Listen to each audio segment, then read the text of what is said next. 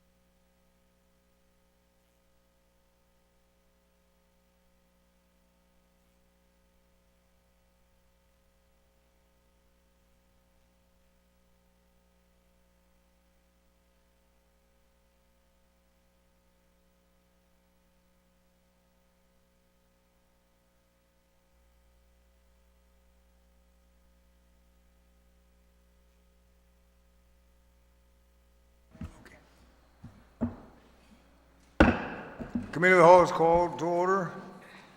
We do have a quorum. We left off with Senator Blas. You asked to bifurcate the amendment introduced by Vice Speaker Tina Mooney Barnes. Do you have any comment? Could I just speak? Oh, no comment on that one? All right. Does anyone else that have not spoken on the amendment, to the amendment, like to speak? Mr. Chair, just a question. Senator Ada? Yeah, did you receive any of the information as requested from the administrator from the hospital? From the administrator? Yeah.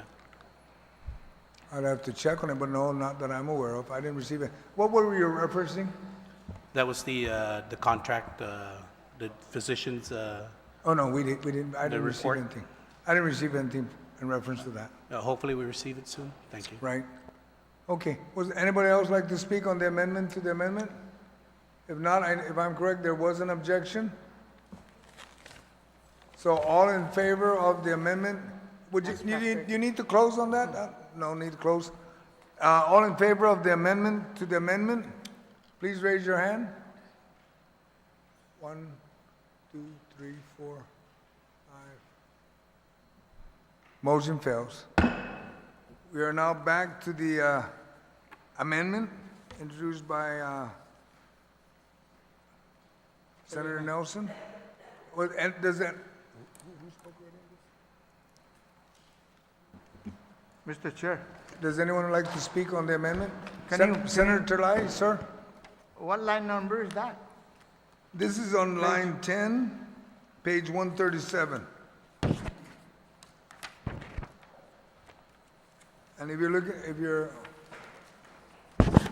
it's identified as SB 276 TCN L10 P137. And the time on that one would be identified as 5:21 PM on August 22nd. Are you, you're good? I'm good. Okay, does anyone else like to speak on the amendment? That has not spoken on the amendment? Just a Yes, Senator. reiteration of the request made by Senator Ada. Mr. Chair, I would feel more comfortable moving on this thing had we get the information from GMH on the compensation. So that's an objection to the amendment? I don't want to say that. I don't want to mean to object to it. I just want to be able to get that information prior to making that decision. I wish we could, but we'll move along. Does anyone else like to speak to the amendment? Are there Point of any? information, Mr. Chair. What is the information that we did not receive from GMH? I know that they asked very clearly for it when they were here.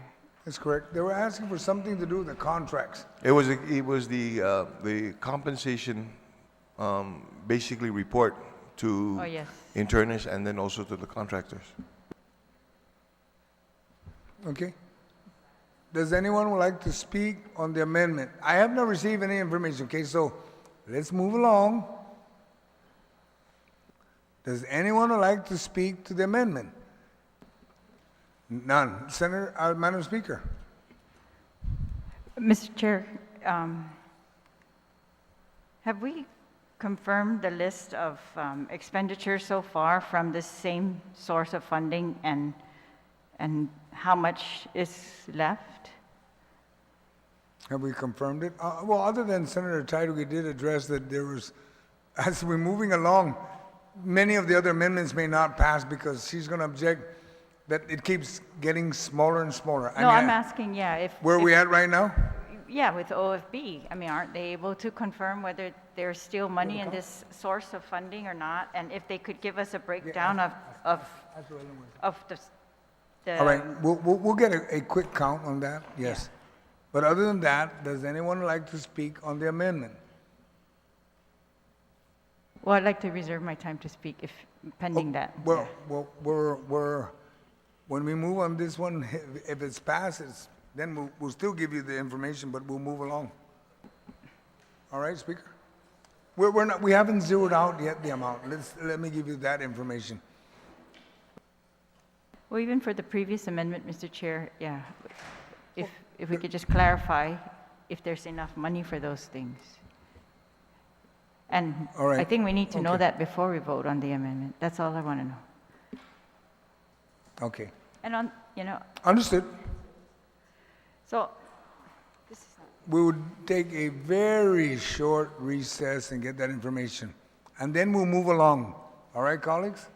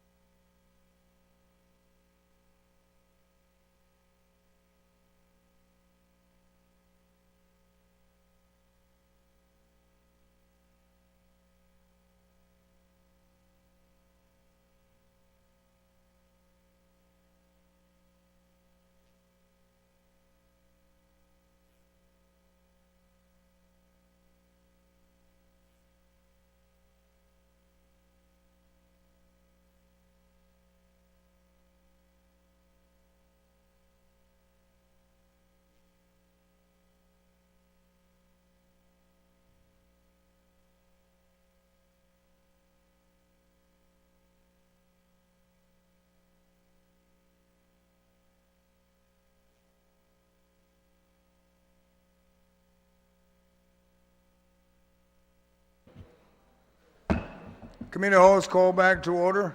The question was the approximate amount. We're looking at, we ended on Friday at 24. And if you might, if the other 5 that didn't pass, then it would have been more. But on this amendment, we're only looking at minusing 5 from 24. So it could be 19 or 18 million.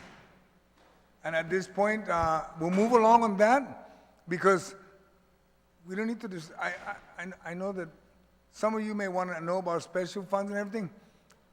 Understand, my colleagues, you minus first from where you're trying to get it from. Everything else that need to be covered will be covered by the administration on how, by law, they're supposed to cover special funds that are short by general fund.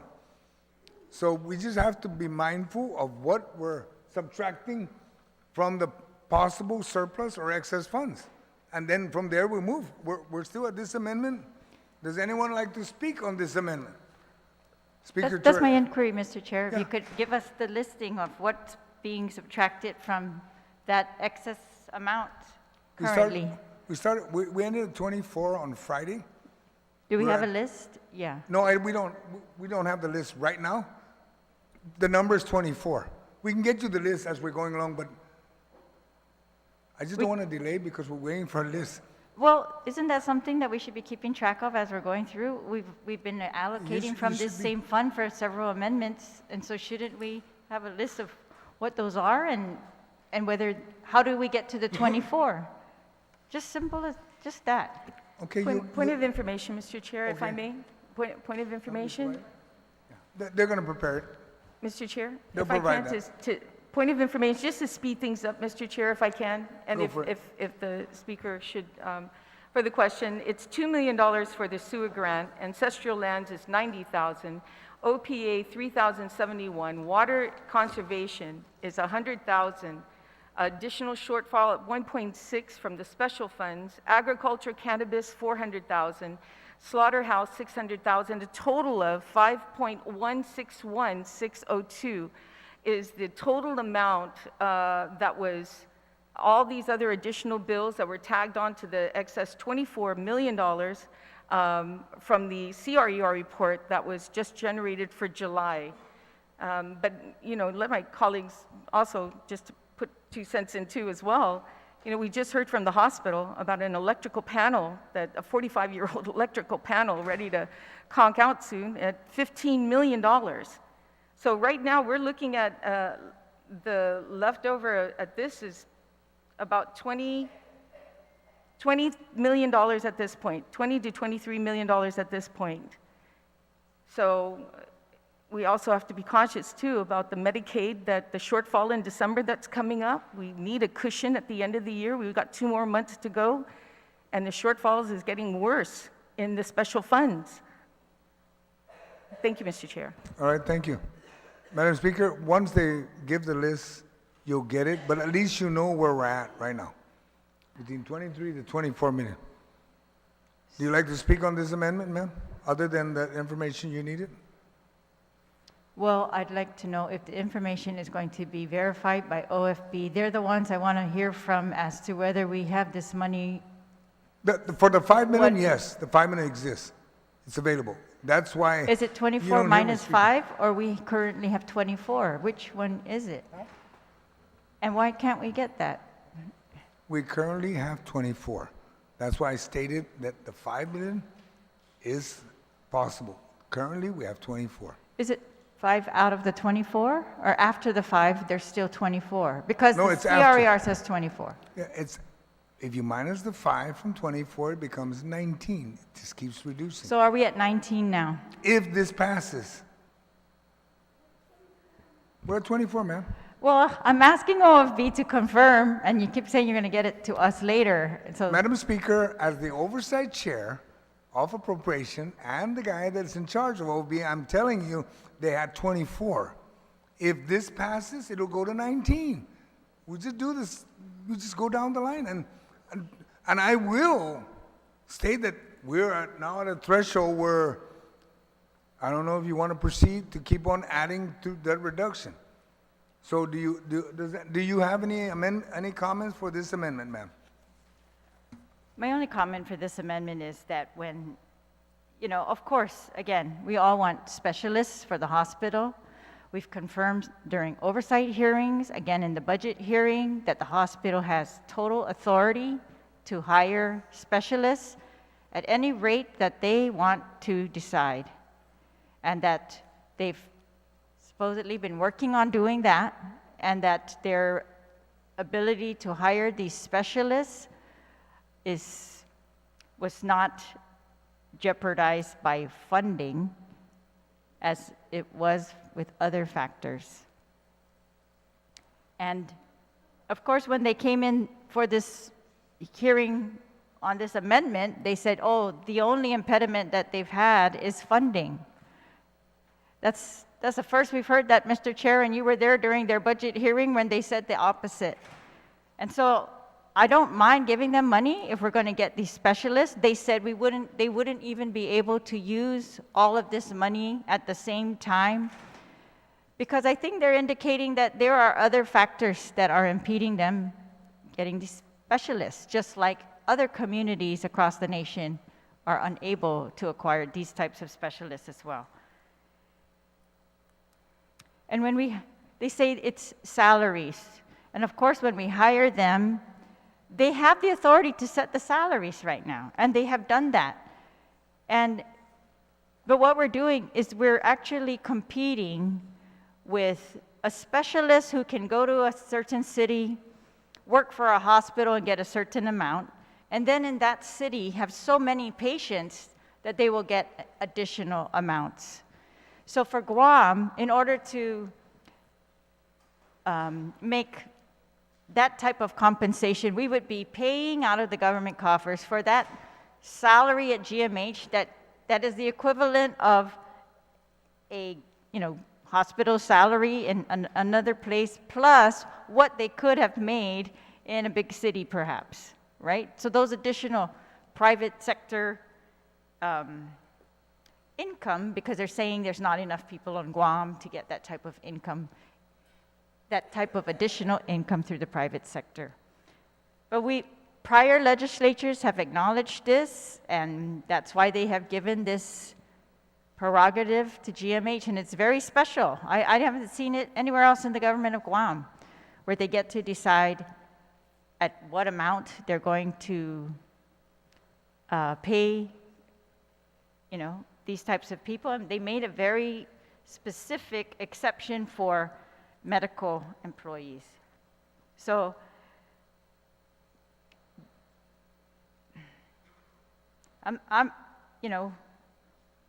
we want them to do it, and if they're saying now, after saying the opposite a couple, weeks ago, and then months ago, they're saying now 5 million would get us the specialists that they've been unable to get us all this time, then of course, let's give them this 5 million. If it's available, and you're claiming that it's available, OFB saying that it's available, then of course, give it to them. I'd rather give it to them than anyone else. But yeah, I just don't think it's helping any of us when they are conflicting, even themselves. And so I think we as a community need to be very clear that there is more than one factor that is impeding their ability to hire specialists. There are specialist shortage in certain areas nationwide. They've been told, we've been told in other hearings that some of the reasons are because of the facilities themselves. That's why I asked them if they had acquired all of the equipment that the Army Corps of Engineers had told them they needed for some of these specialty areas, including labor, the NICU, and if they aren't prioritizing obtaining those lists of equipment that the Army Corps has said that they needed, or prioritizing fixing the facility itself so that there's not a fire hazard, of course, I think that's going to impede their ability as well to hire specialists. And, so I'm willing to put the money there and see if they can succeed, but I think, I just want to know if this money, if by this amendment, is tied up for the specific use of specialists, Mr. Chair, and not any other purpose. It says recruitment and hiring of specialty care physicians. And then it has that shall include but not be limited to. And I had asked GMH in one of the breaks whether they think this language that shall include requires them to hire these people first before they hire any of the other priorities that they gave us a list of what they were working on, and those are not on this list necessarily, like neurologists. That was the first one they said during the recess. But otherwise, so Mr. Chair, if you're confirming, OFB's confirming that this money is still available, then yes, I would say prioritize it to GMH. And if they are saying that this money is going to now help them, after denying that before, that it's going to now help them get specialists, then I say, yeah, it's worth a try. Let's do it. So thank you, Mr. Chair. Thank you, Madam Speaker. Does anyone else that have not spoken on the amendment like to speak? Senator Tyree, you want to speak? I think you've spoken already. Oh, you haven't? No, go ahead, Senator Tyree. Thank you, Mr. Chair. I don't think there's anybody in here more than I would like a specialist on this island, because I myself had to leave island for specialty care. But it was brought earlier by the panel, the administration from Guam Memorial Hospital, that they didn't ask for this funding. And in fact, if this was an area that they were looking into for funding, they would have asked during the budget hearing, and we didn't hear from them on that, because that's something I would definitely support. But right now, there's a bigger issue at the hospital. They came down here in full force and with the backing of an Army Corps of Engineers report stating the need for the electrical panel as well as the sub-panel and generator. A generator that sits near a water tank, which is very dangerous. And without that, a hospital running on power, I don't care what department in the hospital, it's not going to work without power. So we have to be very cautious too on when we're talking about this excess revenue that we're looking at it. It's actually about 23. That's my numbers, and I've been following through this at 23. But taking 5 from this takes it down to 18. 18,000. I mean 18 million. Sorry, 18 million. And then that means if we were to fund the panel, the electrical panel for the hospital, the 45-year-old electrical panel, 15, that leaves us very little. And we have to remember that we are short, there's a shortfall in the special funds that was over than the amount that OFB and BBMR anticipated. OFB thought it was 5 million. BBMR thought it was 7 million in shortfall for July. But it's actually 8.6 million, and we have 2 more months to go, and there is no sign of it changing or getting better in the special funds. And we're going to have to cover that. Last year, we had to cover special funds of $20 million. $20 million. Now's the time that we have to really be frugal right now. We've got 2 more months to go. We need some type of cushion. And I'm looking forward, Mr. Chair, for anybody introducing legislation for this particular amendment coming up once we get into a position and know where we are financially. And that if we can afford something like this, look how much we've increased our budget compared to last year. And I'm talking about the beginning of FY2022 until what we've recently done. That's $103 million increase of our budget. In 1 year, $103 million.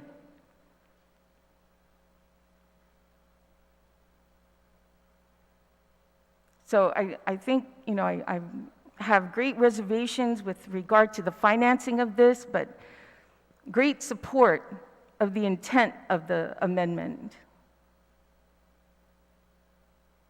But I think, Mr. Chair, that being said, I have to object to this. Thank you, Mr. Chair. Okay, thank you, Senator Tyree. Does anyone else like to speak to on the amendment? Moving along, Senator Nelson, like to close on your amendment? Thank you, Mr. Chair. I appreciate the dialogue on this matter. I didn't think it would be such a contentious issue. But as being part of the legislature, on August 19th, we have seen doctors come forward in the media, in the press, saying that there's a shortage of specialists. And so we list the specialists here. And the hospital said, one of the arguments was, we can't get specialists because of the population, because the population is too small. Well, that's not the case. The case is that they don't have the funding to negotiate for specialists to come to Guam. And so here, we are giving the hospital that funding. There's been a lot of double talk. I support the intent of this legislation, but I don't support giving the money to support the intent. That's double talk. It's a political strategy so you can wash your hands clean of however which way this amendment goes. There's also a discussion, this is specialist for the hospital. The hospital services the people of Guam. So this is specialist going to care for the people of Guam and their needs. And we listed that it is not limited to certain specialists that they need to hire. Forgive me for my voice. But there is a long line of specialists that they can hire, and it's not limited to just this list. And so, Mr. Chair, we have before us this amendment.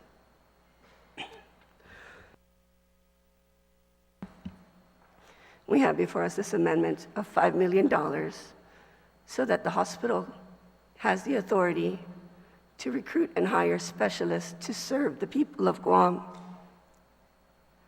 I don't understand how this can be contentious. Many of us, many people in the island has had to fly off island to seek specialty care. They have to put on a second mortgage of their home. They have to ask and borrow money from the bank. They have to ask and borrow money from their friends and family. Just think of the humility that that requires. While already they're dealing with the illness themselves. And also this also protects and serves for our children, our future generation of the island, so that they can be seen on Guam in an environment that they know, be surrounded by their loved ones while they receive the treatment. It takes a lot of courage, especially as a child, to have to deal with a fatal illness. And so all I'm asking colleagues, and we're doing this countdown of numbers and showing concern about the excess of funds from FY22 and the shortfall in the special funds, well, the governor has the authority to make the transfer into those items. We're raising it like it's a big red flag. But there wasn't a big red flag when we were appropriating millions and millions of dollars to fix our roads. No concern there. But now we're counting our dollars, being greedy to help the people of Guam, specifically for their illness and ailments.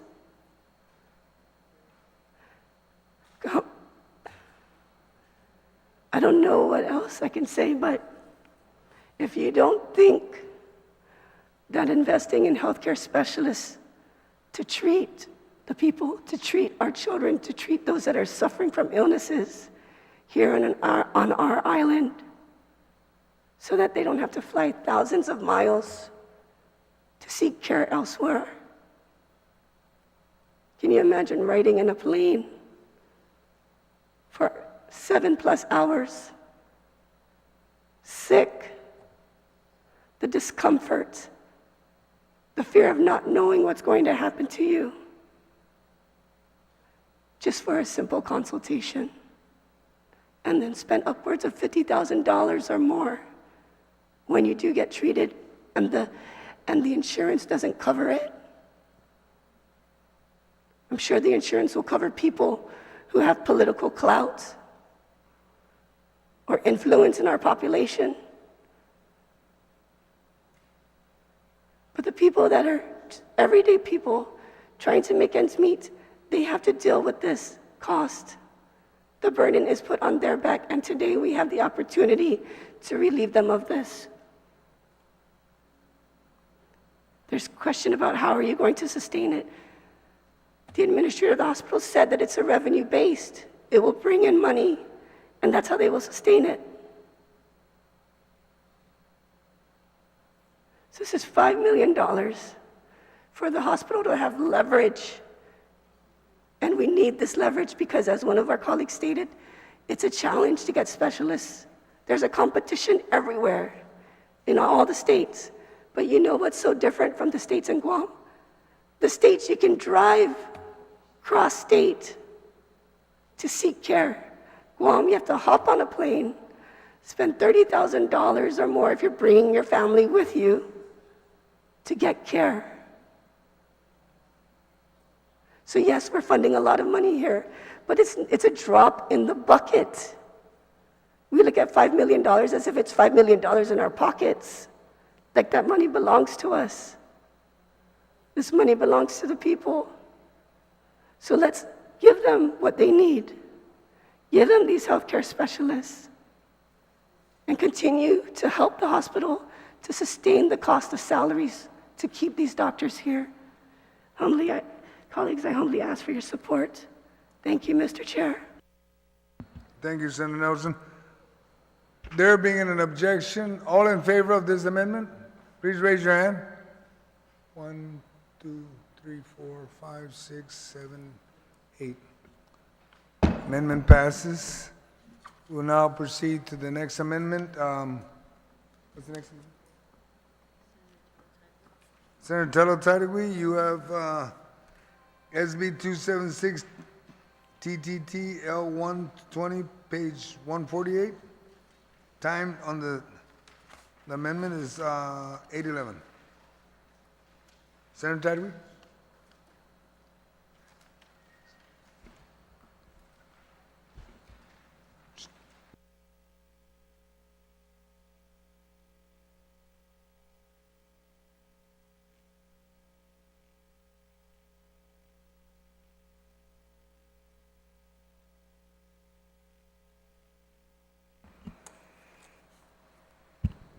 Thank you, Mr. Chair. Apologize for the delay. There's still so many more amendments in front of us today that trying to find this. So this is on line 1, lines 1 to 20, page 48. Page 148, right? Okay. Let me pull this up. We'll take a moment's recess while we find it. Yeah.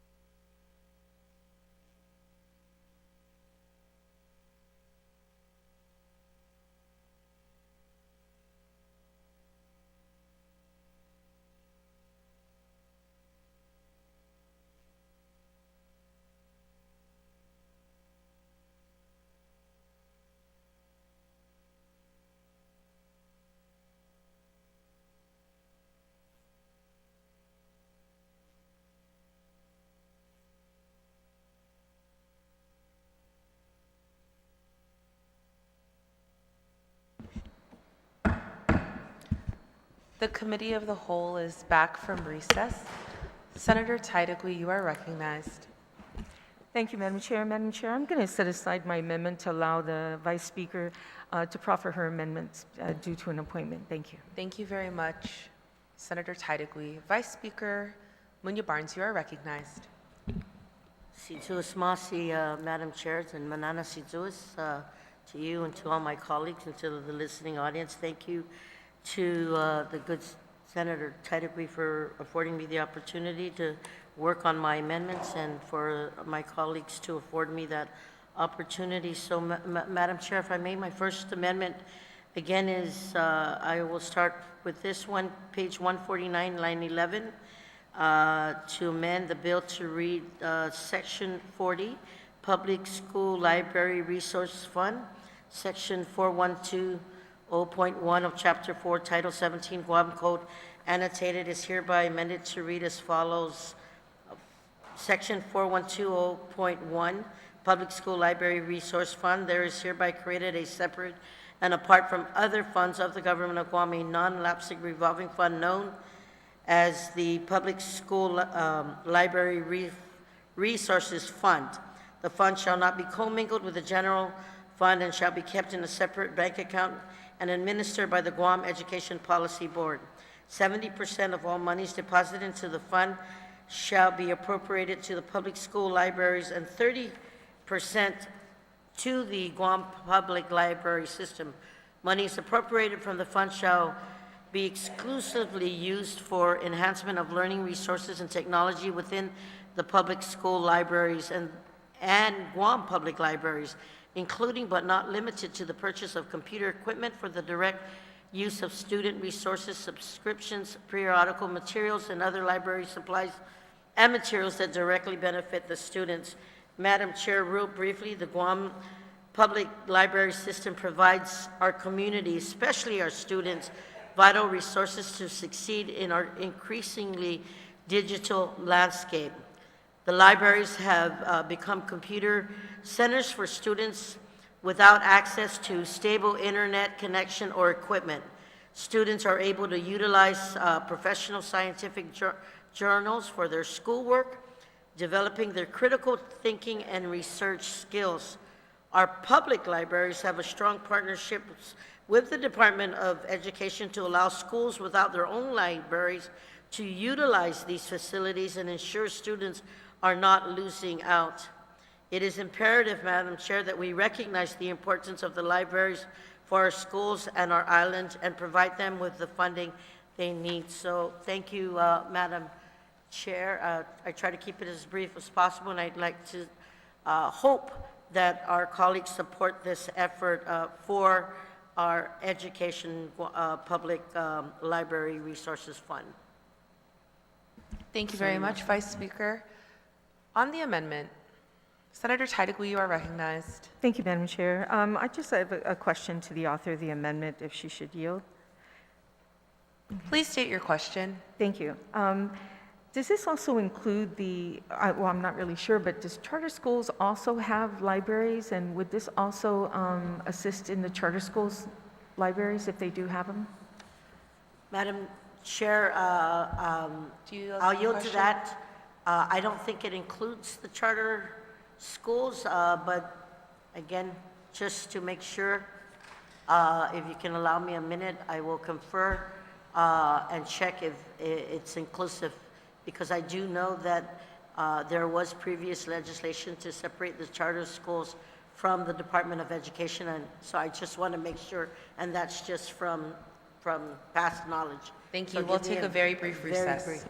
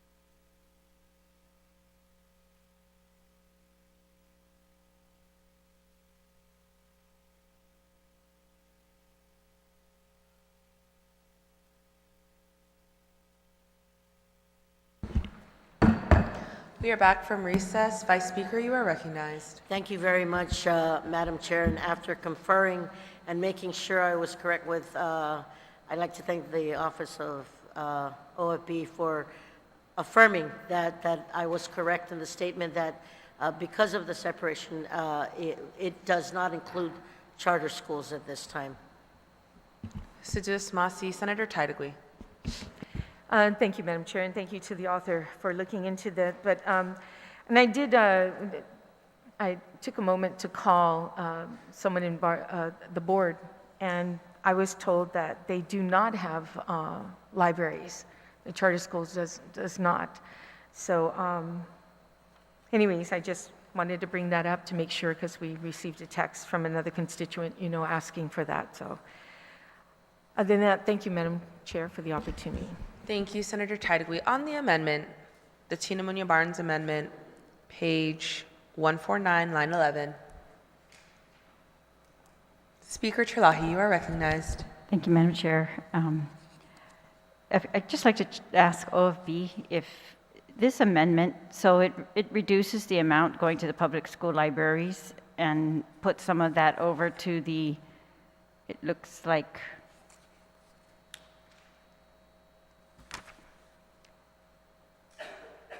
%30 to the Guam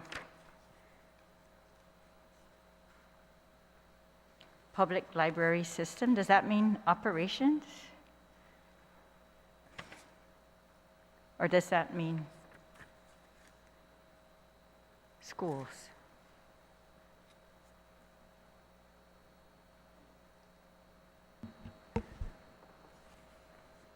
Speaker, who are you directing your question Sorry, to? yeah.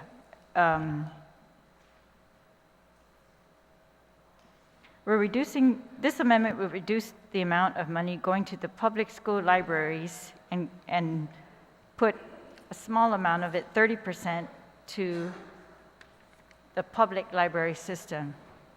And is the public library system counting on this money in this budget? I mean, are they, and was the public school counting on this money? In other words, yeah, OFB. Oh, I'm so sorry. I keep looking at you as OFB. My fault. Yes. So, well, I just want to know how the budget was structured. So, of course, we've already passed the appropriations for the public school. We've also passed the appropriations for the libraries.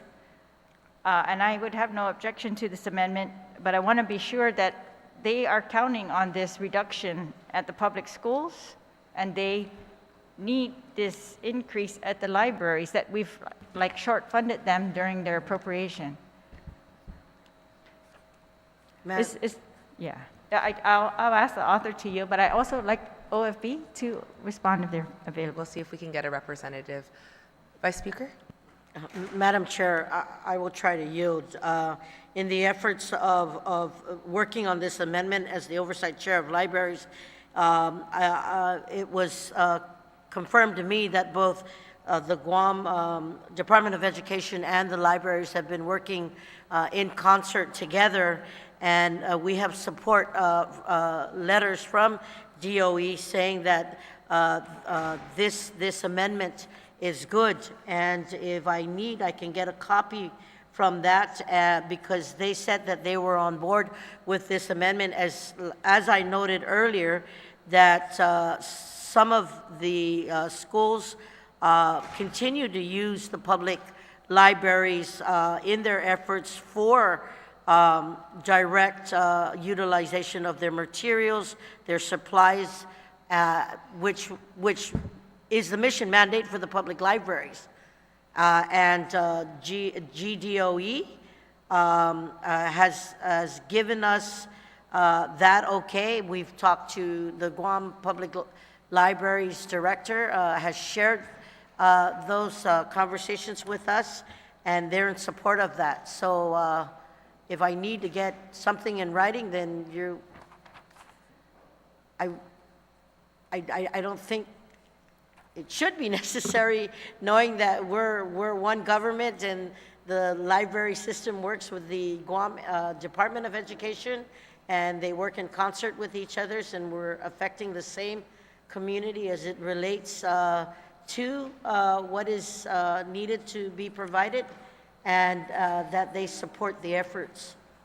So I'm hoping that my good colleague could work with me on accepting this amendment. Thank you. Thank you, Speaker to Talahi. the author for yielding. If I could just ask one more question, then if the author would yield, the question is, just to confirm again, if the Guam Education Policy Board, who is in charge of allocating this funding, is now saying, if they have discussed this and are in agreement that we should by law mandate that they allocate 30% to the Guam Public Library System. Okay. And that they are not counting on that money for the fiscal year 2023. And yeah, if it's not the board, then if we could just get on the record who we're talking about. Madam Chair, I will yield, and I hope this helps. I do got a letter from the director of the Guam Public Library System. Thank you very much, Madam Vice Speaker, for assisting our public library system by proposing to amend that will enable GPLS to receive funding for resources. I believe the original intention of the law was to include the Guam Public Libraries, but it was not done. Because of the failure of our public library has gone without purchasing any books and other resources for the year. I have talked to the libraries who are in favor of amending the law. Our school libraries do not maximize the entire amount, and have been a librarian for JFK School for more than 15 years, and I'm very well aware of that, and all the money given to this, and I'm very well aware of the money given to the school libraries was used partially. I'm willing to discuss this matter further so that the appropriations will come to the library on a regular basis, and that the director said he was sorry and that he was unable to join the meeting for, I'm unable to join the meeting for I was busy conducting a workshop for the public school librarians at our Hagani branch. And that workshop ended on August 24th, but that was signed by the director of the library, Dr. Chris Saragan, and he has been in communication with DOE, and they said that they were in support of the efforts as they continue to utilize their resources on a daily basis in the efforts of working together. So I hope my colleagues can consider that. Thank you again to the author for yielding. And so we've got on the record that the public libraries who are the recipient, if this amendment passes, are in favor. So I think, of course, that sounds perfectly logical. They are going to be receiving 30% of this funds that they are currently not receiving. They are happy to receive it. My question was, we are doing this when we have in prior statute given this authority to the Guam Education Policy Board, and I just want to know if we can put anything on the record regarding the Education Policy Board or the superintendent of DOE's concurrence as to removing this funding from the school libraries. And that's all, because if they're not counting on that, I just want to know that. Or if they've no objection, then that's fine, but I just want that to be very clear on the record. I don't want them to come back later and accuse us of reducing DOE's appropriation. That's all. And so if the author would yield, if there's anything from DOE, or particularly the Guam Education Policy Board, who is the authorized administrator of this account. Thank you. Vice Speaker, do you yield to the question? Thank you very much, Madam Chair. And based on that question, I want to share again that the Guam Department of Education has shared with our team, and we did speak to the acting superintendent, Senator Francis Sanchez, on that, and we are looking at we had asked the superintendent for the support, and that he did inform us that he was in support of this effort, and that he's very much aware that both the Guam Public Libraries and the board continue to work with DOE, and that they gave us, as the oversight chair, that they were in support. Now, I don't have anything in writing, but I could get it and get it appended to the journal here, but I don't have that directly in writing from the superintendent. But we were given that word of support from them. Thank you, Madam Chair, and thank you to the author. And with that, I mean, I'm fully in support. If the superintendent of the Guam Department of Education is in support of sharing the money with the public library system, then it sounds like a win-win, especially given the evidence from the public library system that the school libraries are not fully utilizing these funds. So with that on the record, I support this amendment, Madam Chair. Thank you, and thank you to the author. Thank you very much, Speaker. On the amendment, on the Munya Barnes amendment, hearing no objections. Are there any objections? Hearing none. Amendment passes. Vice Speaker, you are still recognized. On next Your amendment? next amendment. You want to go ahead and, which amendment? Sorry, I have six. We are so- now on amendment, the next amendment that is also on page 149, line 11. Would that be the creation of the Hagani Restoration and Redevelopment Fund, Madam Chair? Transfer authorization for Guam Public Library Resource Fund.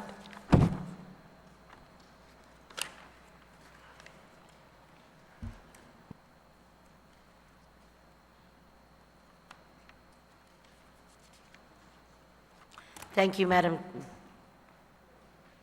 Chair.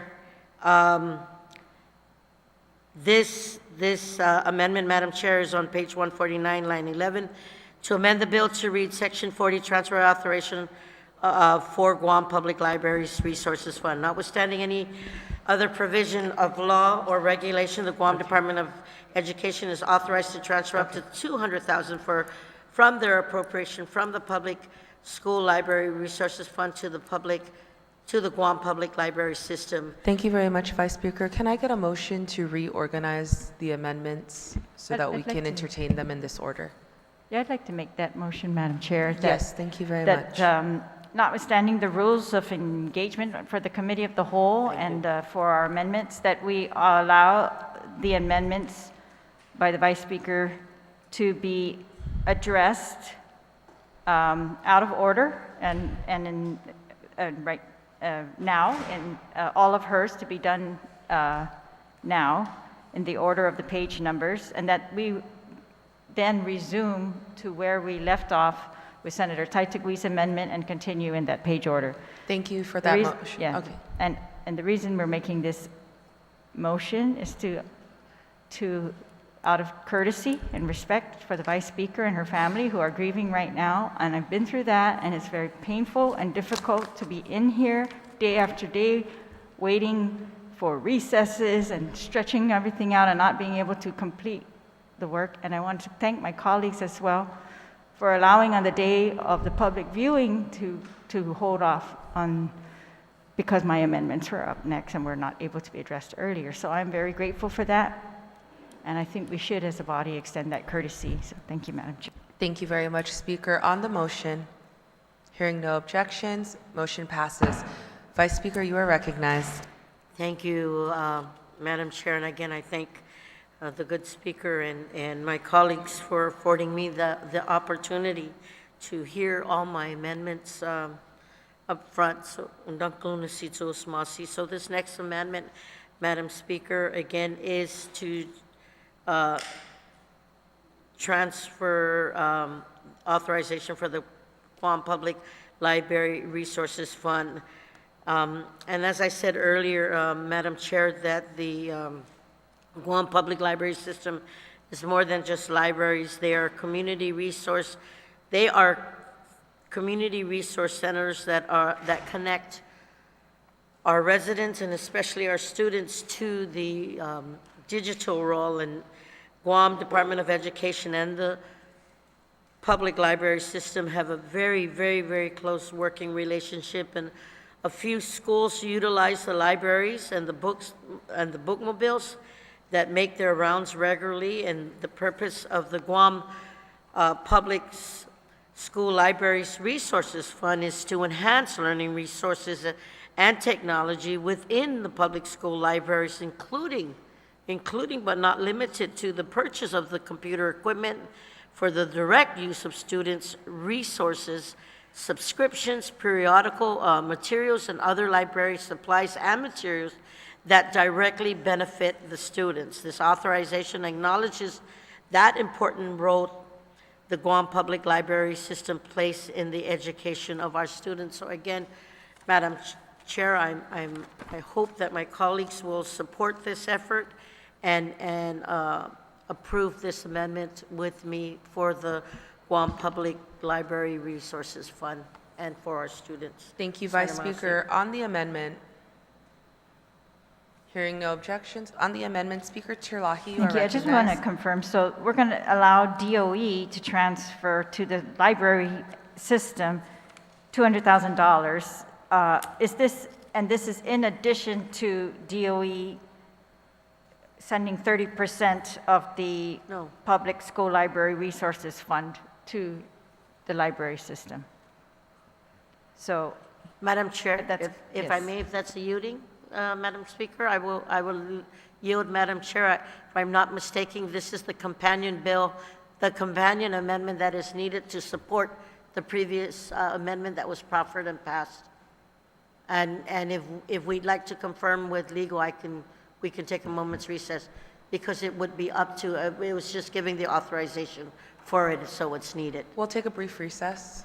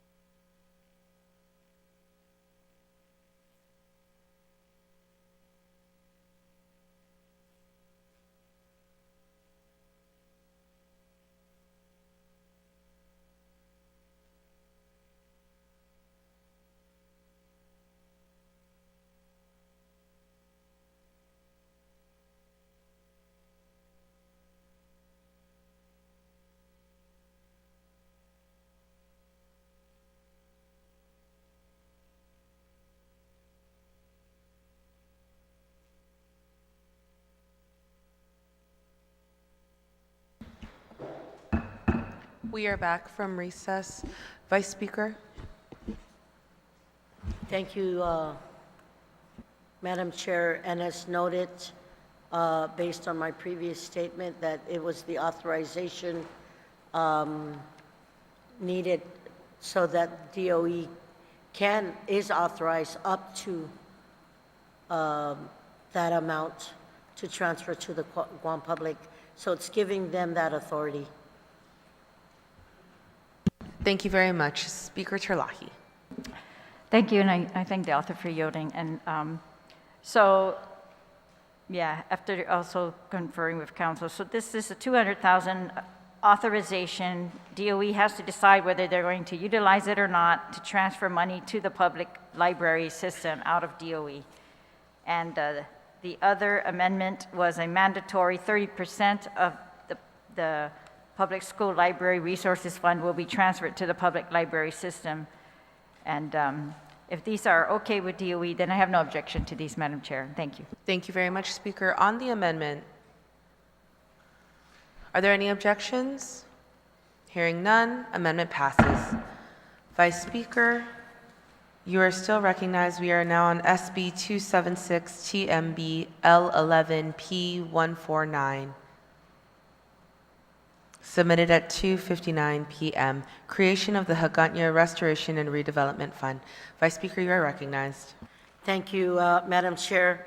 And this amendment is to amend the bill to read Section 26, creation of the Hagani Restoration and Redevelopment Fund, Section 79501 of Article 5, Chapter 79, Title 21 GCA is hereby repealed in its entirety and reenacted to read as follows. Section 79501, Hagani Restoration and Redevelopment Fund. There is hereby created a separate and apart from other funds of the government of Guam, a fund known as the Hagani Restoration and Redevelopment Fund. The fund shall not be commingled with the general fund and shall be kept in a separate bank account and administered by the Hagani Restoration and Redevelopment Authority. The fund deposited into the Hagani Restoration and Redevelopment revolving fund shall not be subject to transfer authority of the Imagahagan Guahan, and all taxes assessed, levied, and collected by the government of Guam by virtue of the real property tax law on improvements, buildings, and structures to be constructed within the project over and above the real estate taxes currently assessed, levied, and collected shall be deposited into the Hagani Restoration and Redevelopment Fund. Madam Chair, this amendment is administrative in nature. The law already states that all taxes assessed, levied, and collected by the government of Guam by virtue of the real property tax law on improvements, buildings, and structures to be constructed within the project over and above the real estate tax currently assessed, levied, and collected shall revert to the authority for its use and disposition. While this, Madam Chair, may seem clear, HRRA has been unable to utilize this funding source because there is no account to deposit the money in. The Hagani Restoration and Redevelopment Authority has the ability to transform Hagani. In fact, they are currently working on a virtual reality app that allows you to see on your phone how our capital looked in the 1800s, and this agency can do a lot for our island, and they just need to be given that authority to have this account and what is owed to them by law, Madam Chair. So again, this is public law, this is administrative in nature, and we just need to make sure that HRRA has that separate account because it doesn't have it presently, which was assumed back then, but after further verification and looking into the statute, that separate account was not created. So this is what we're doing right now. Thank you very much, Vice Speaker. On the amendment, Speaker Terlahi, you are recognized. Thank you. I'd like to know from OFB again, if this funding that is, if we've already appropriated all of the expected general fund revenues, including, and we've appropriated TEFF revenues, which are real property taxes. I just want to know, have we appropriated this money already throughout this bill?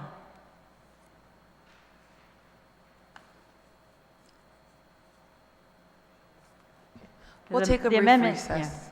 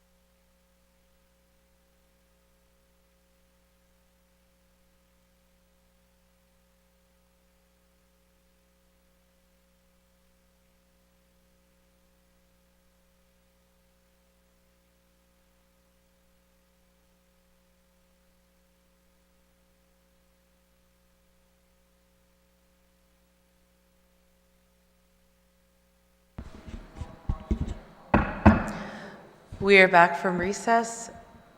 Senator San Augustine, you are recognized. Yes, Madam Chair. My colleagues, in reference to the money being appropriated, this amendment only basically allows them to establish the account. Funds already appropriated, it does not impact the budget. It's strictly on the administrative part that says here, they shall be kept in a separate bank account. It's allowed them to open their account. So as far as funding is concerned on the budget, it does not impact at all any of the appropriation. Thank you, Madam Chair. Sajos Masi, Senator San Augustine, Speaker Chirlaki.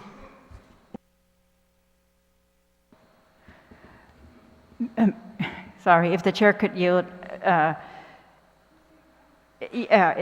So they have deducted from the real property taxes revenue the amounts allocated for HRRA prior to our appropriation of those real property taxes? Mr. Chair, do you yield to the question? Yes. A reminder, appropriation part, no impact.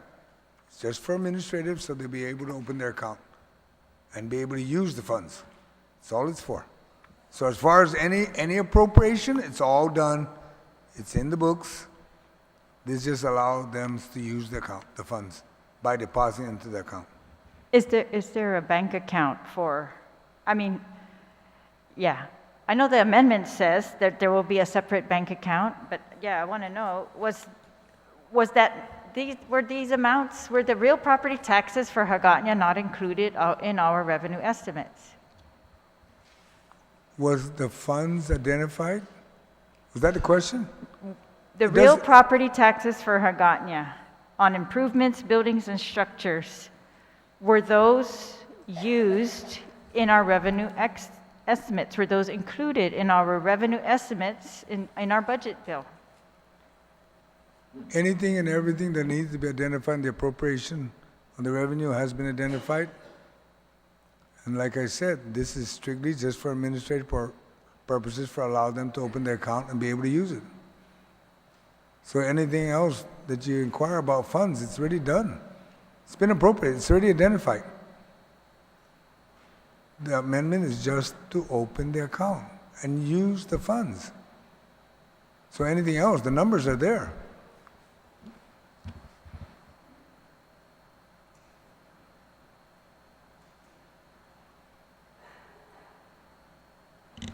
Does that satisfy your question, Speaker? It's still not clear to me. HRA has testified in public hearings with us that they are unable to use their, that funding source. It sounded like because we had already appropriated that funds, and we've accounted for all real property taxes, as far as I can tell from our revenue estimates. There was no deduction for, a separate item to HRA. Anyways,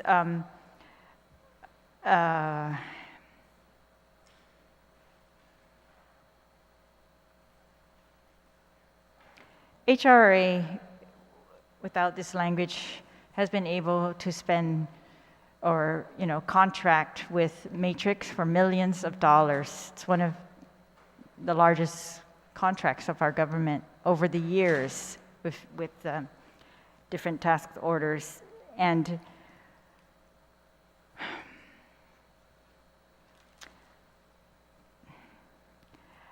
I'm just going to leave it at that, Madam Chair, for now. I know that the plans are still pending legislative approval, so I would object to this amendment.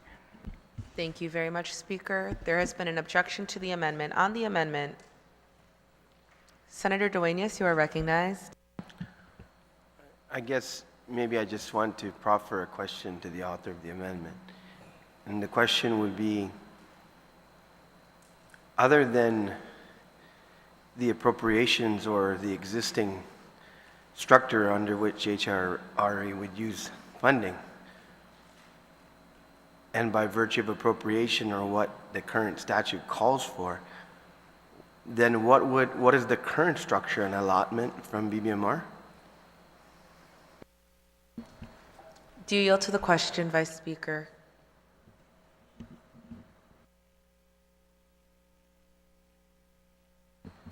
Madam Chair, in as far as the accounts, maybe I'm going to ask that the good senator please repeat the question, because I can say that working with Gita, and Gita, who holds the purse for this amendment was to literally make it clearer by opening the account so we know exactly what is going through HRRA, because they don't have a bank account. And as it relates to having this amendment, we would make sure that whatever is due based on the statute that is in place, that funding will go directly into that account. Again, because it's administrative in nature, it only opens that specific account. It's like, you have money in your purse and you want to separate things. You want to make sure that you have that funding source go in directly for that use and that use only. And as far as maybe even a point of information, as it relates to the funding sources about Matrix, it wasn't the HRRA who worked with it. It was Gita who did the contract.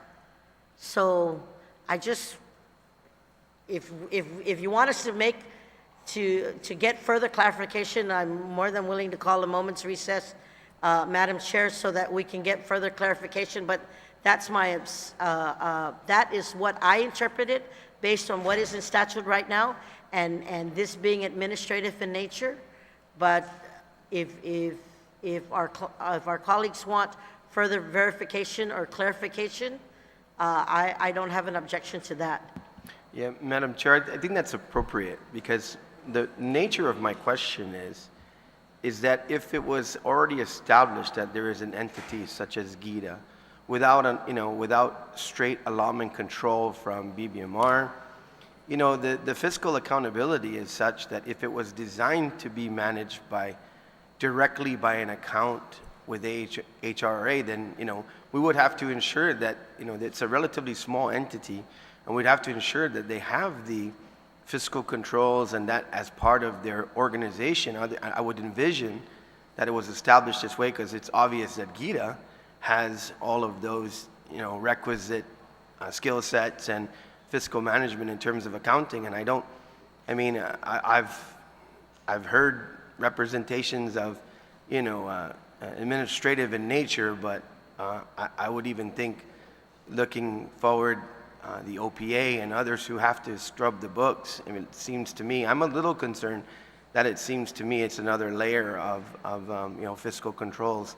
And I may be wrong, but I'd like to take that recess to get more information, because on its original construction and the way it's managed now, I would imagine the entity that's managing the account has full accountability to that. So I'm thankful for the resource, or the recess. Madam Chair, if I may, just for another point of information, we're not changing the appropriations. They have a board. We're not changing it. We literally are just opening a bank account because they don't have a bank account.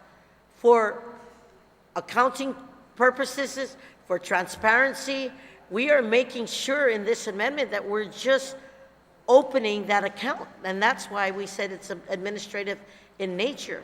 So I just want to make that clarification to this body. And we don't know how much money is going there right now. We would have, I mean, of course, there are already statutes in place that do, and OPA does go through the auditing process, but this amendment will make sure that HRRA definitely will have its own bank account, separate and apart, and that we will have a complete tracking of what goes in and what comes out. But we can take a moment's recess if you allow it. Yeah, Madam Chair, I just want to respond to that really quick. And there has been findings consistently from the OPA's office saying don't do things like this, because the multiplicity of accounts makes it more tedious, makes it more difficult, and the fiduciary responsibility of that account. And so that's why I just want the clarification. I'm not saying that it's the wrong thing to do, but what I'm saying is that there's got to be a reason why the structure exists the way it exists now. And this has been a finding over and over again, that multitude of accounts makes it very difficult to track resources and pin accountability where it deserves to be. So I thank you for that opportunity. You're welcome. We'll take a moment's recess.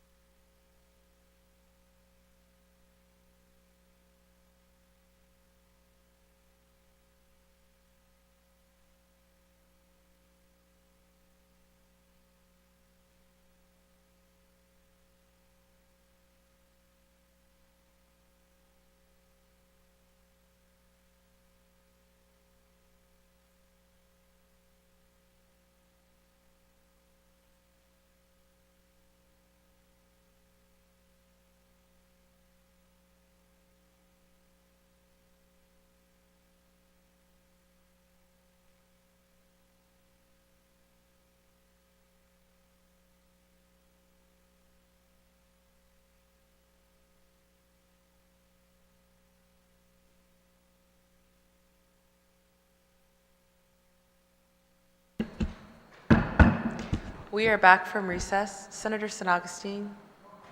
Senator Dueñas, you are recognized. Jesus Masi, Madam Chair. I know there's probably going to be some efforts at amending this proposal, but in the time that we had to discuss, what this amendment's calling for, I'm just going to continue to express my concern with it. I would have liked to see something more along the lines during the budget process of, maybe GITA coming before us and saying, hey, this is a hassle for us. Let's transfer this authority and make sure they have their own account to manage.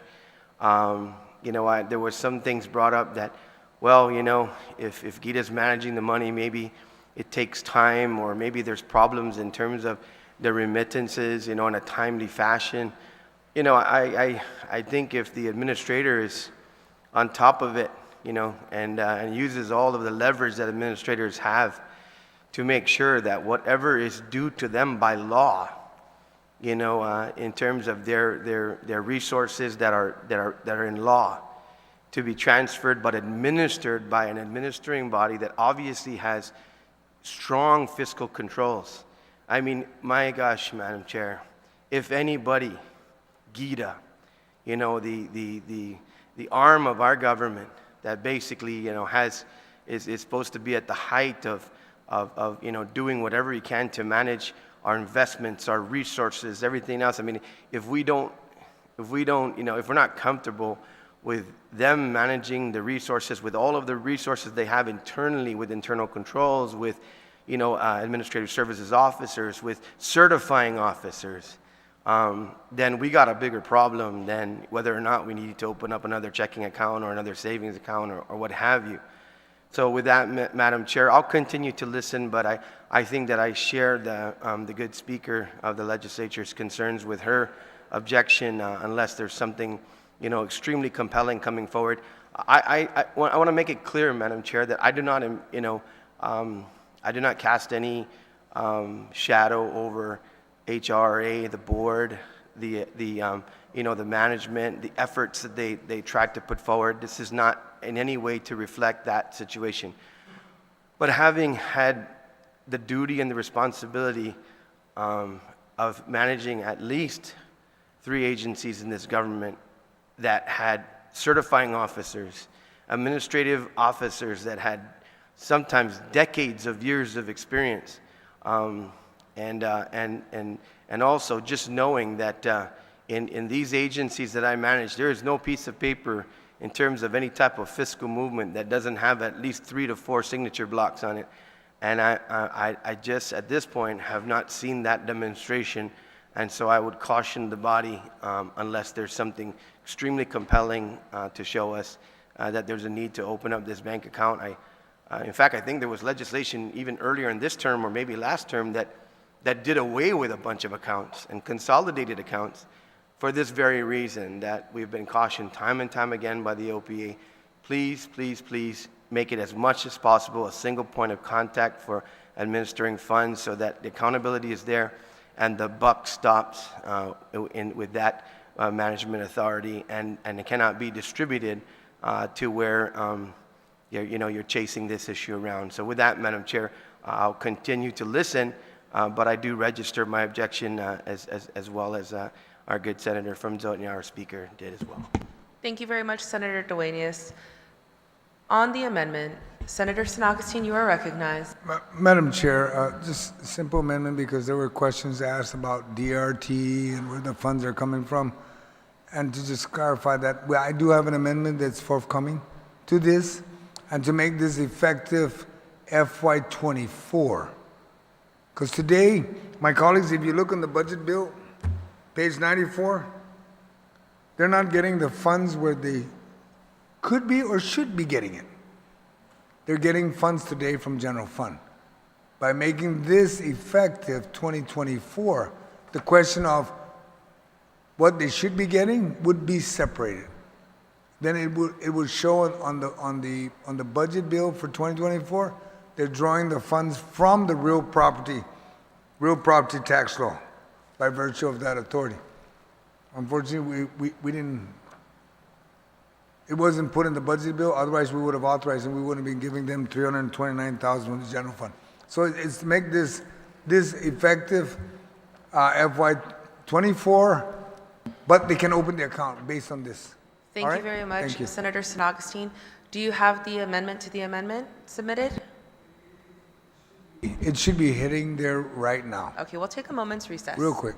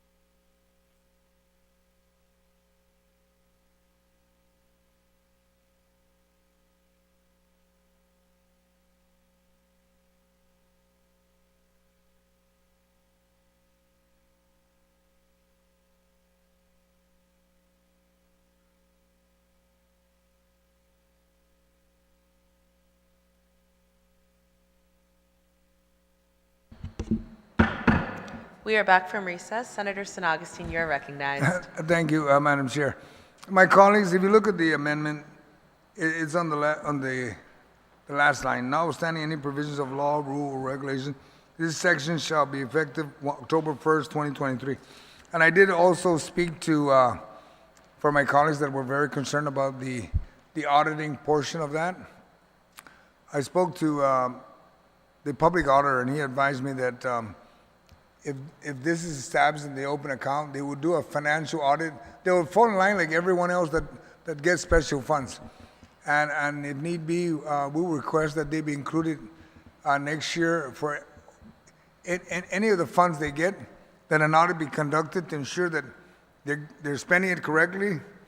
And then in FY24, that can be part of the budget, because that's why this is not effective until next year. But at least they can at least open the account, and then when they receive the funds, it'll come from the real property tax.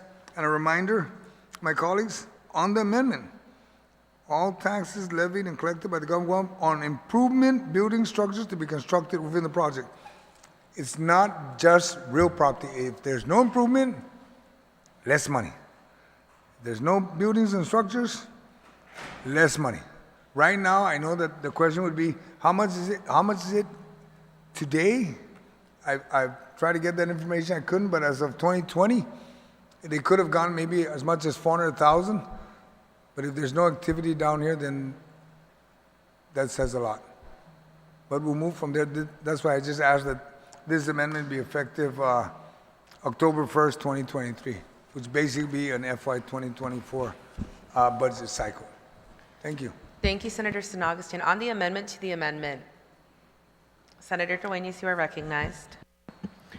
I certainly recognize, the good chair's attempt here to, try to find a course of action that would take this forward in a subsequent fiscal year, and the auditor saying that, it would be audited funds. But I would just once again say, Madam Chair, that this is basically akin to what happens within Department of Land Management. You got the Land Survey Revolving Fund. It basically is controlled.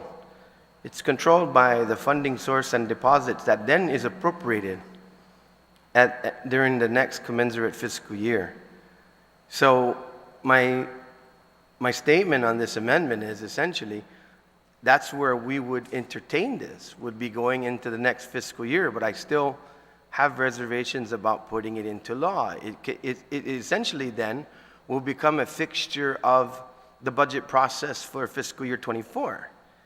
And I don't know, I understand his desire to try to find a middle road here, but I still would like to have it be part of the budget process where all of the entities are together and make that statement on the record that this is a responsible thing to do.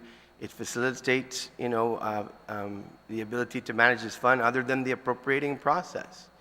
The general fund on special funds, when they're appropriated, is always a function of appropriating it based on, what the law calls for, appropriating in the budget, but not, when I was the Director of Land Management, we had our, fiscal authority based on the adoption of the budget, not based on whether or not, there was a land sale that brought in $1 million in taxes, and although it's tracked almost evenly just about every year up and down based on, real estate activity, the fact is that the budget it's a forecast and it's budgeted, but it is not the account of land management to go in there and manage and move money around.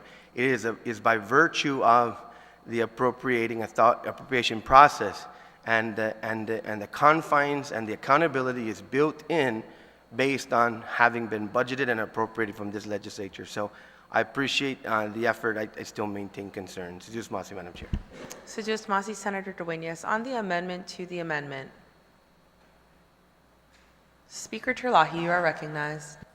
Yes, I want to thank the author for this amendment, which clarifies that indeed we have already allocated these funds for FY23, and that perhaps it would be better to not affect those appropriations at this time and if we're going to affect that, to do it in FY24.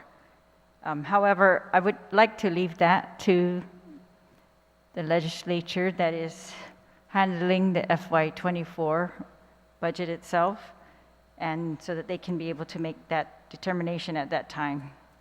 But thank you, Madam Chair. Thank you, Speaker. On the amendment to the amendment.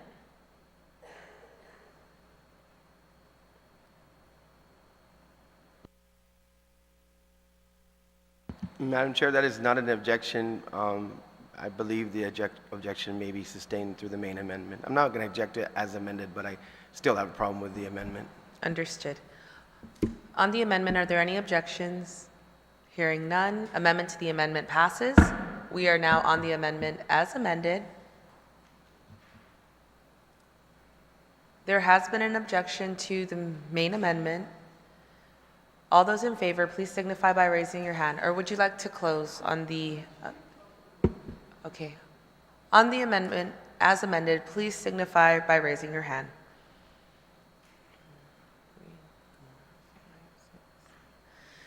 Amendment fails.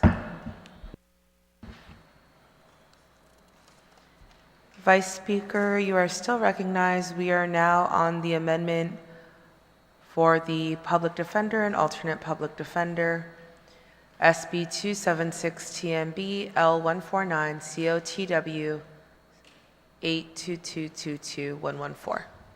Vice Speaker. That's the one at 1:14 PM, right? Correct. Thank you.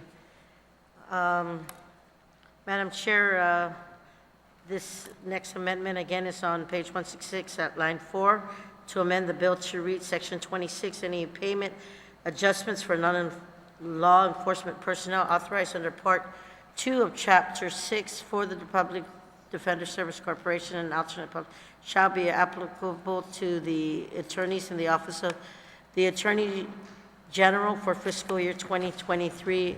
Madam Chair, we did receive a letter from the Honorable Levin Camacho, who sent it on August 22nd, but if I may, I just want to share with my colleagues that historically, all of the Office of the Attorney General and Public Defender's Office attorneys and staff follow the same pay scale. However, Chapter 7 of this budget bill gives the public defender staffs a 6% increase, which places the Office of the Attorney General staff at a 6% disadvantage. My amendment here this morning will provide priority to all the attorneys outlined in Chapter 7, ensuring that there's parity among these agencies. Without this amendment, we will make it an even more difficult for the Office of the Attorney General to recruit attorneys in each of the different divisions of attorneys at the AG's office. There was an amendment recently introduced by my colleague which recognizes the special role prosecutors play in the administration of justice and provides special pay for attorneys in that function. While I also support this effort for our prosecutors, given the nature of their work and the difficulty in recruiting this position, my amendment helps to ensure every attorney, from the consumer protection to child support to prosecutors, is at a comparable level to their public defender counterpart. However, I must stress, Madam Chair, that both amendments together achieve the goal of parity in pay while giving the tools to the Office of the Attorney General to recognize, recruit, and retain the criminal prosecutors. Yes, Madam Chair, I have spoken with representatives from the Office of the Attorney General, and they have assured me that they will find a way to meet the cost of the 6% parity for all attorneys within their current funding levels. So they're not asking for any more money, Madam Chair. While this amendment only focuses on attorneys, I'm committed to working with the Oversight Chair on Justice to address parity for all the critical support staff within the Office of the AG. Again, Madam Chair, I ask my colleagues for their support to help the Office of the Attorney General and give them the tools they need to better recruit and return attorneys. And as I noted, Madam Chair, just earlier, there was a letter that was given to each of the senators that was dated August 22, and it's for our colleagues' purview to read. It's a long letter, and it specifically asks for the support of this amendment. Saina Masi. Thank you very much, Vice Speaker. On the amendment, Senator Brown, you are recognized. Thank you, Madam Chair. I wanted to ask our sponsor, Vice Speaker, if this matter ever went up for public hearing. I just want to make sure as we address issues in the budget that these are things also that have been heard, because I understand the need to want to ensure parity and be able to continue to recruit, these critical positions, but at the same time, I think we need to understand what the ramifications are, what the money and the cost that's involved in doing this, and also that these issues, see the light of day with regards to public input and awareness, because obviously we can stick all kinds of things in this budget bill and make it law, and yet, it didn't go through what that process is, and then also allow more information to be provided to all of us here in making these decisions, so that we're aware of what decisions that are being made. It doesn't mean we don't support the Attorney General's office or the Public Defender's office, but at the same time, you've got to wonder why these issues are popping up now while we're dealing with the budget. Of course, we can deal with it in dollar figures, but what is the impact? So I wanted to know, was this issue brought forth at public hearing, and why are we bringing it up now at this juncture with regards to the budget bill? Madam Chair, if she's asking that question, I'm going to say yes, because we've had public hearings as it relates to this, and it was brought up. And if we're going to ask this specifically based on my justification for this amendment, if you're asking about my clarification with also what happened at PD on the section that we approved earlier, those hearings did happen, and it was during the public hearings for the different agencies as it relates to the judiciary. And I want you to say that the answer is, I want to say the answer is yes. For me to say yes. Thank you very much. I have Senator a Brown. follow-up question, Madam Chair. I wanted to inquire, what is the financial impact of this amendment? As I noted we know? earlier, Madam Chair, to the speaker from Chalampago, the Attorney General's office said if this amendment passes, that they would work within their current budget levels that is provided to them, and that they would not be asking for money if this amendment went through. They would work it within their current levels of what they receive in their budget and what they have to date. I did catch that portion, Madam Chair, of the Vice Speaker's comments with regards to this, but what is the financial impact of this? Because if the Attorney General has excess funds, I'm sure they would come before us as they have in wanting to ensure they have additional money at the Attorney General's office. So I'm curious, what is the amount of financial impact with regards to these proposed increases that will happen should this legislation be put in the budget bill and pass? What is the cost? I'm not Chair, asking about I don't additional have- appropriations. I want to know, what is the cost of this increase? If I'm not mistaken, it should have been in the letter that was provided to us, and I think we are respectfully requesting that the legislature extend the same payment adjustments to law enforcement personnel in our office to maintain equity and pay for the same position. The estimated cost of the impact for our office would be approximately $660,000 for warm bodies, approximately $700,000 to include our vacancies, and approximately $400,000 to include just our attorneys.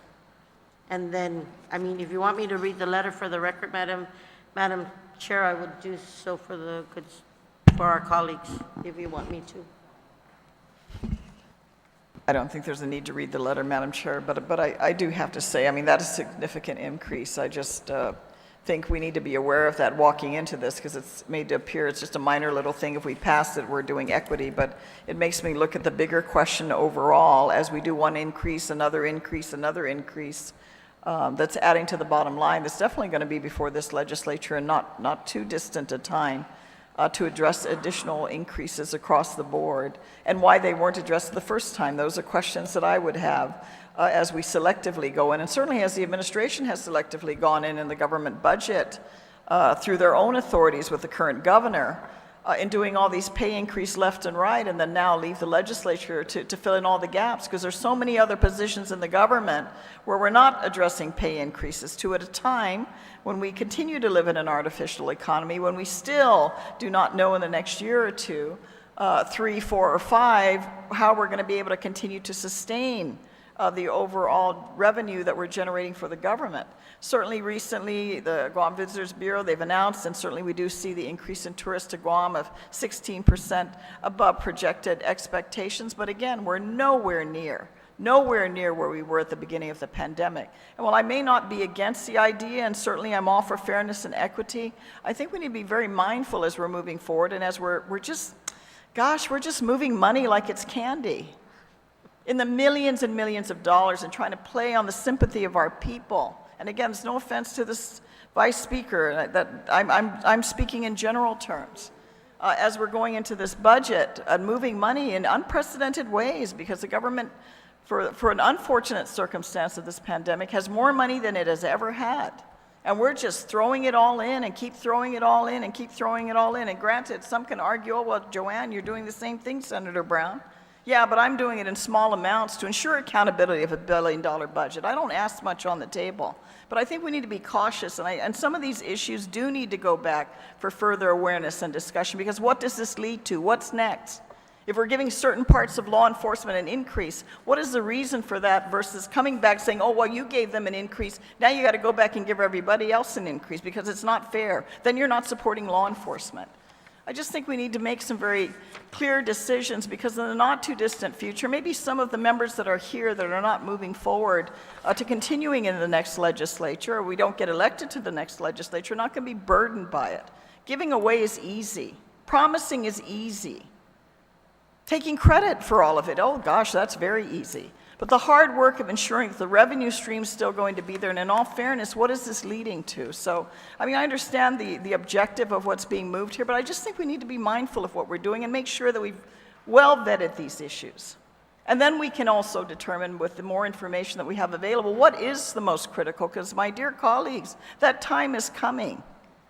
That time is coming when we are going to have to determine what's most critical and when we're going to have to cut other things, because pay raises have been given. Unilateral pay raises have been given. What is the impact going to be to other positions in the government? Whether can we sustain keeping all these employees employed? Because the one thing we continue to do is increase the cost of government and increase the size of government. And yet, our ability to ensure a continued stream of revenue from what is a one-time, hopefully a one-time circumstance out of a very unfortunate situation that we're dealing as a result of this pandemic. Gosh, we can't ride high enough and fast enough. And I just think, colleagues, we need to be cautious, because I've been there. Many of you have not. You've not been at a time when you've had, and those times are not that long ago when we've had to deal with cutting budgets. Cutting where it really hurts. So I think we just need to be mindful to make sure that we're being well informed so that we're not harming other parts of the government, because there's many other areas in this government we're not addressing in this budget. We want to keep throwing money at things, but I'll tell you, there's a lot of public schools in this community that have been built back in the 1960s, some that I've attended, that we're not addressing. We're not addressing the needs. There's other things of the infrastructure that are needed. There are things we're going to find out of federal money that's been taken away to address pay raises, that are taking away from the safety and welfare of our children. But, oh, well, let's just gloss over that because, you know, it's election time. Let's just make sure we move it so we look good. And we'll deal with the consequences later, or let some other poor soul deal with it. So I just think we need to be mindful of that. And I myself would want more edification on this issue before I move forward and just saying, well, somebody got it, so somebody else definitely should get it as well. So I just raised my objection with regards to this at this point. Should it go to further discussion, I more than likely would be happy to support if I had more information. Thank you, Madam Chair, for the opportunity to comment on this proposed amendment. Thank you. On the amendment, Senator Torres, you are recognized.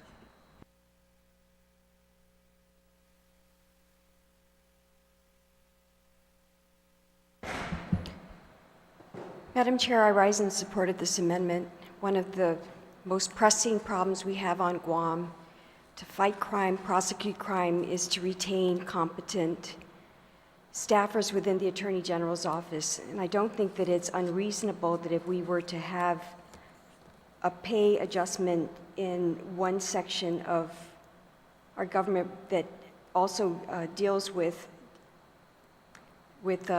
helping people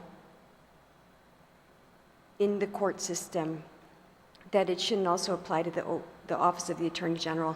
I just feel at this critical time, the Office of Attorney General is looking for parity, and that is something that I would certainly afford them if I were given the chance. So I rise in support of this amendment.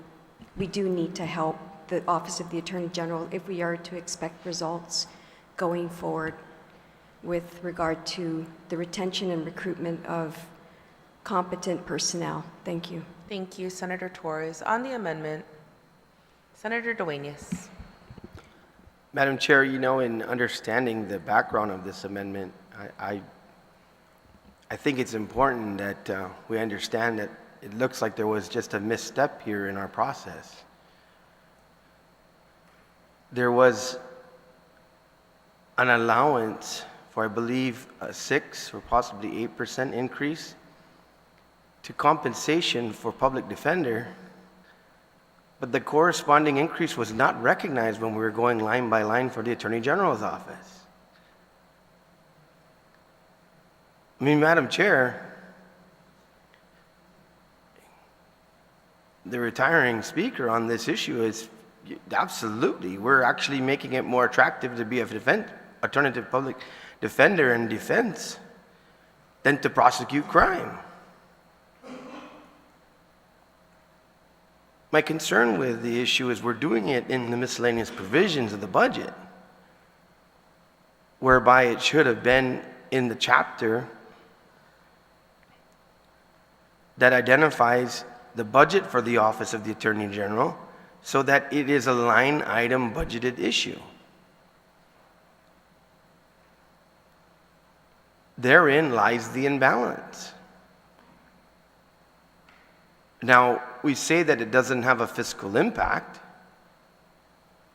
because they're not asking for a corresponding increase, which means, I guess, unless they come back for a supplemental appropriation, it's basically just up to the fiscal discipline, but it's not identified. I even asked some members from the Attorney General's office, can you do this administratively? And we're supposed to be made to understand that there is a uniformity and a basis on which there is uniformity when you have government of Guam attorneys and the pay scale, that the uniformity should be built in, that it's not disparate, that you don't make it more attractive to go be an alternate public defender than it is to be a prosecutor. Now, my disappointment is this is not a function of the people who do the work. The attorneys who, more than often not, than driven by their passion for the law, not hanging up their shingle and making and having compensation that would normally be quite more attractive than working for the government, that there's not at least that uniformity, and that's my issue here.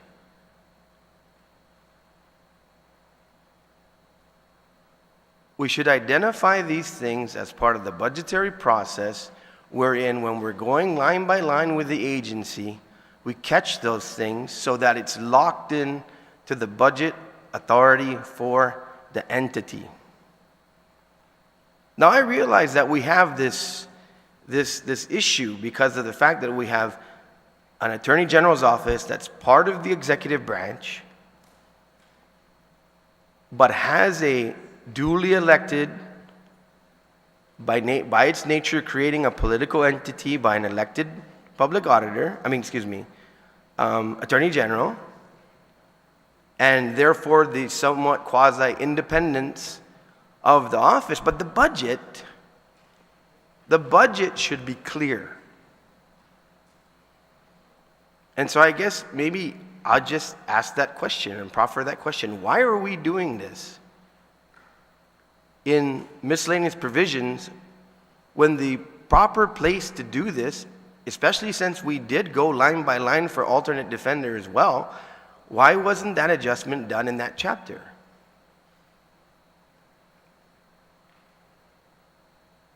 Maybe I can ask the proffer of the amendment.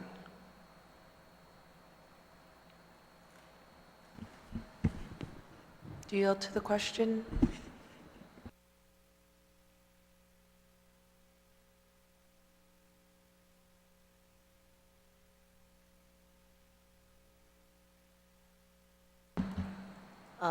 Madam Chair, my answer to that was we didn't find out about the information of what was being provided till later, so that's my only answer that I can give, my honest answer that I can give.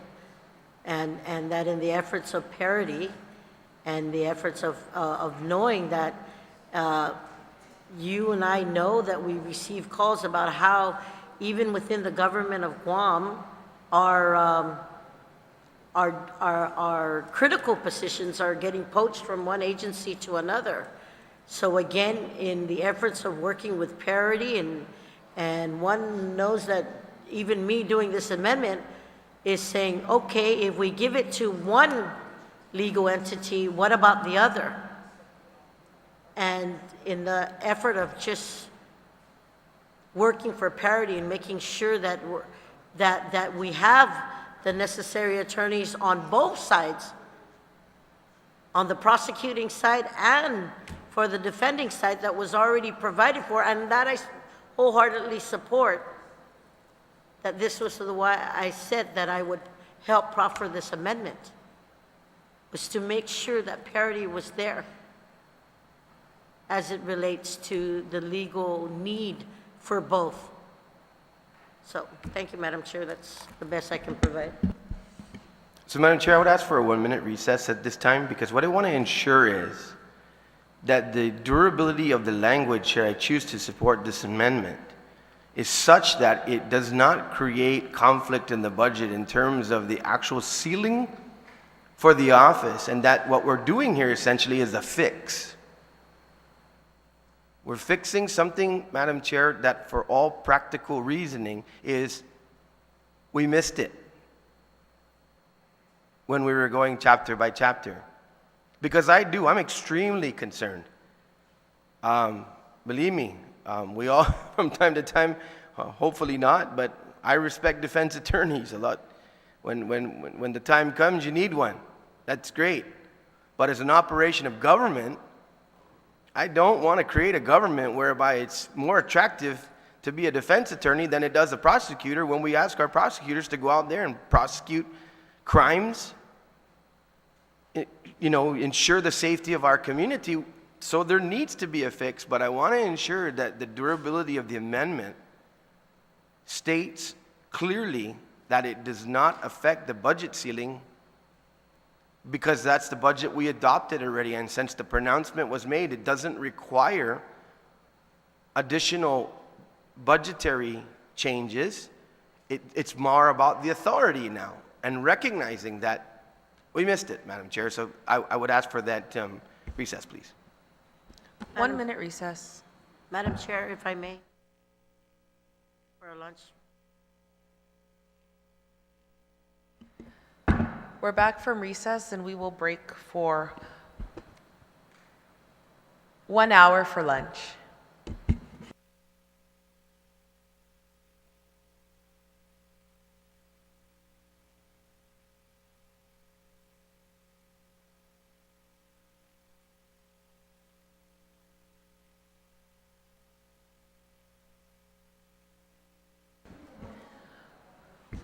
We're on recess until 2 p.m.